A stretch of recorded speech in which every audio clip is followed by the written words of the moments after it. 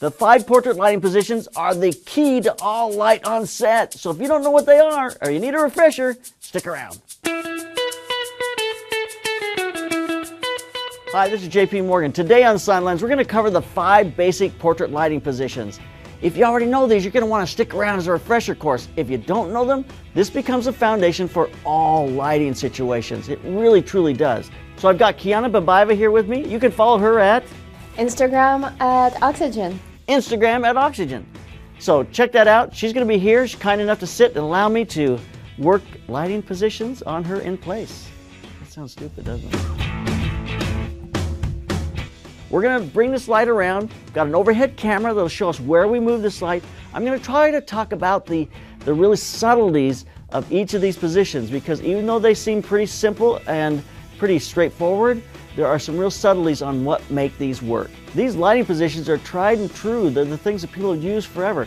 It also gives you an idea of where to put your light when you're beginning to light a room or something. It does not mean that your light has to stay a certain hardness or softness. You can do whatever you want with it, which gives you infinite number of possibilities as you apply these 5 positions. You can do so many different things with them to make them interesting. So learn these positions, learn how to apply them. They're going to become the foundation for most of the lighting decisions that you're going to make. So let's take a look at a Rembrandt.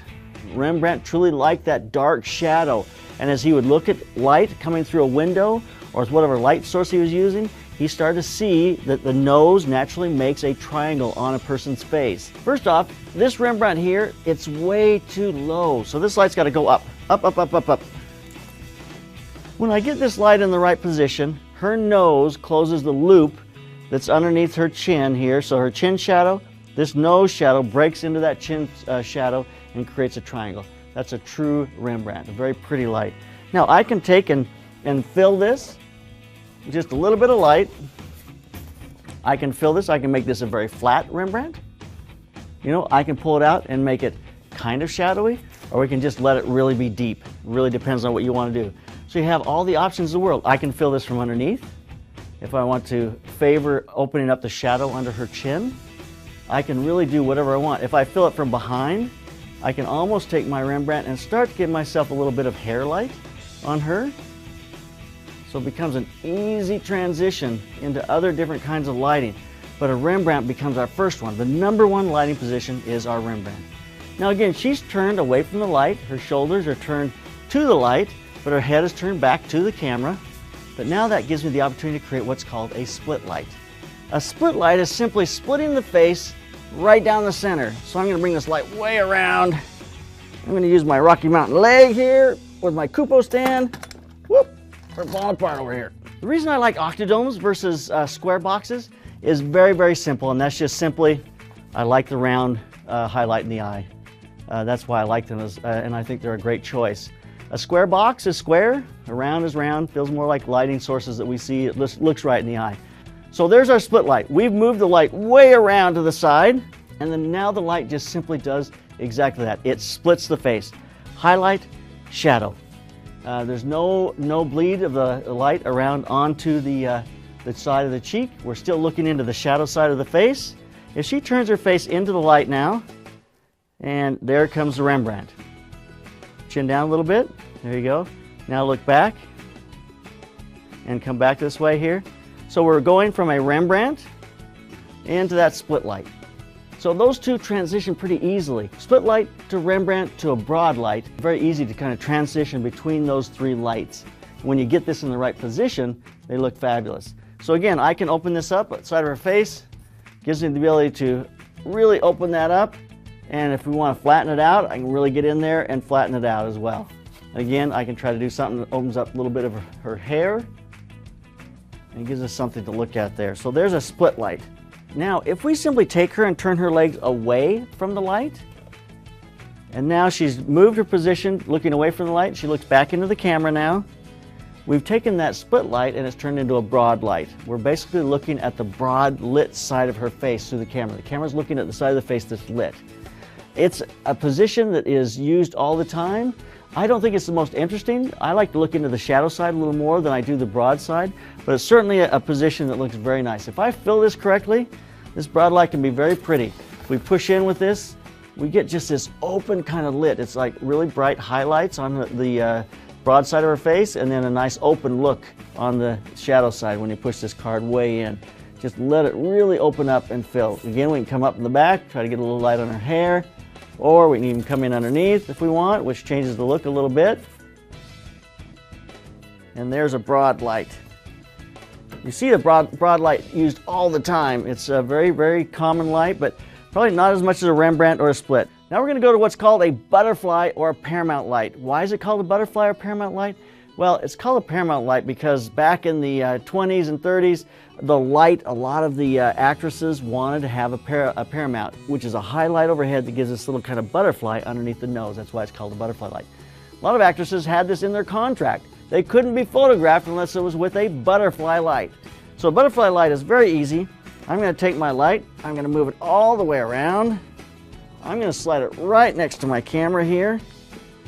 I'm going to get Kiana to look right back into the camera. There's my butterfly light. This is a beautiful light for women especially, because what we get is we have a highlight, runs the nose, drops this beautiful shadow underneath the nose, and sinks the cheeks. We get a little bit of shadow on each side of the cheek. It's a very common light to use with women. It just looks really pretty. I mean, it looks great on men as well, but it looks very, especially beautiful on women because of the cheeks and the cheekbones. If I'm in a hurry, if I'm in a tight situation, I need to light fast, I've got a group of people, throw the light up next to the camera, get it up high and get in that butterfly position, and it looks really good. It's a great go-to light in a hurry. When you start to get the light to the side, you got a group, it becomes very difficult to get it to be even. You've got to feather it and just work with it a little more. But at the camera, high, you get an easy butterfly light with someone, and it works out really simple. If I take this light now and I drop it down lower, I can almost flatten her face right out because I'm right above the camera. It's not my favorite place. I don't think that works as well as it can, but it's interesting. I think a butterfly light is nicer when you get it up. Get it up a little higher. Start to see that shadow develop underneath her nose. And that's a prettier light. Now I'm going to take my fill card, and the best place for this now is to come in from underneath. I'm going to reflect that light back in. I'm going to open up the shadow under her chin, under her nose. That's the hardest place, is the chin shadow. It becomes very deep in this. That's why some people do what's called a clamshell lighting. You got a light up in a butterfly position, and you throw a softbox below.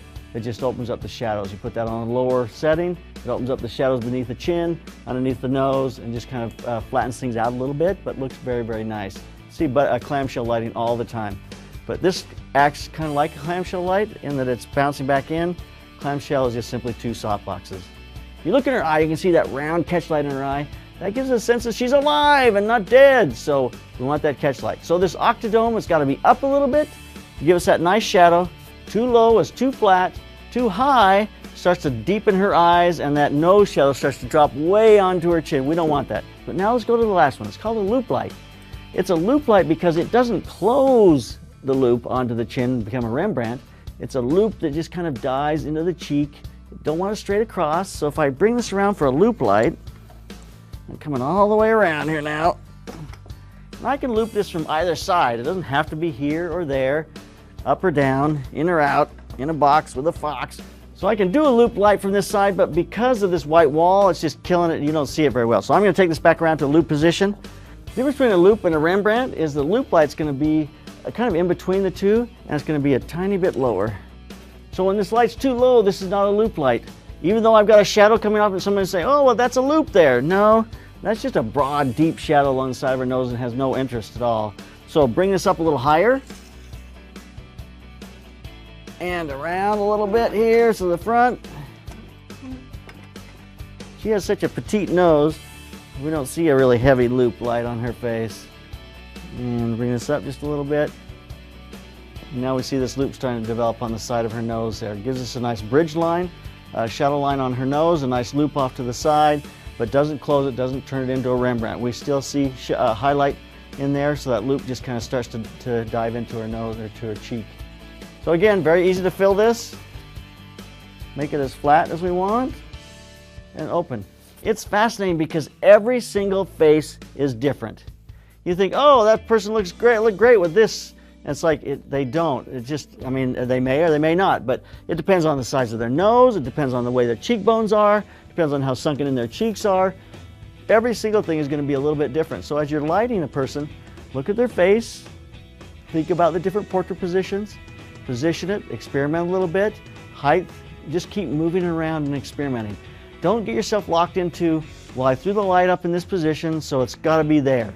You know, move it around a little bit. When you start to learn where to put them, you'll be able to predict that a lot easier. You'll get it in the right place, it'll come a lot quicker, and you'll be able to see it a lot easier. So in every single one of these lighting positions, we're only using one light. That's the key light, and using that and putting it in the different lighting positions, and that becomes a very successful experience. It's a key light with a fill card. So these are really one light solutions that give you the ability to give you a nice light and with a single light. You start making decisions with these positions about the person's face and what you want to portray. If I want a person to look very good and to be open, then I'll probably go to a butterfly with a fill card and really soften that out so it looks really open and soft and pretty.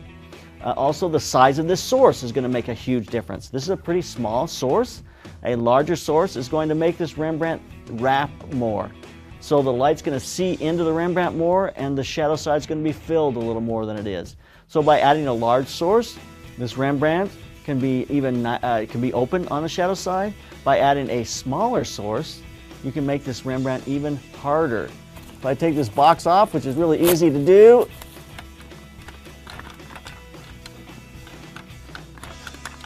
you gotta be kidding me.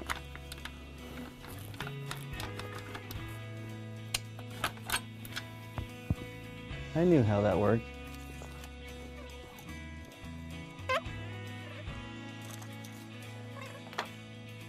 So there's a Rembrandt in a hard light. This is a hard directional light. You can see it much easier. The triangle is very easy to see there. This is also very easy to fill though. The difference between hard and soft light is simply the transition between shadow and highlight. When your highlight to shadow is very quick, it's a hard light. If the highlight to shadow is very slow, there's a gradation, it slowly becomes from highlight into shadow, that's a softer light. So in this case, we have a very fast transition. We put this in here and it really flattens out her face, gives us a nice look at that Rembrandt. You can see all these lighting positions with that much easier because there's our Rembrandt. We go into a split.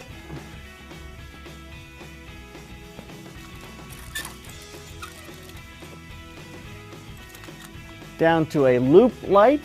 See that really strong loop there? So there we go, we can fill that in, there we go. And then we go to our butterfly. So there's our butterfly in harder light, a little easier to see. See the hard shadow dropping around into the nose. Really easy to fill in because we throw this in, opens up her chin, opens up her nose. Now back to our broad light, which we forgot about. And there's our broad light from the side. You look into the broad side as she turns away from the camera. So it's interesting because look at the eyelashes on her. You see her eyelashes are very strong on her nose line there. That's just because this is such a hard light. You see right down to the shadow of the eyelashes, which is really interesting. So there you go, the 5 portrait positions. Use them as a starting, a kind of a jumping off point. When you start to set your light, gives you an idea where to set it, how to make the face look good, and then start to fill it and augment it. Now this is just a single light setup here. We could take this so much further if we start to add a rim light and add a light on the background. There's so many things we can do, but that gives you a basis to get out there and start lighting. So put some in.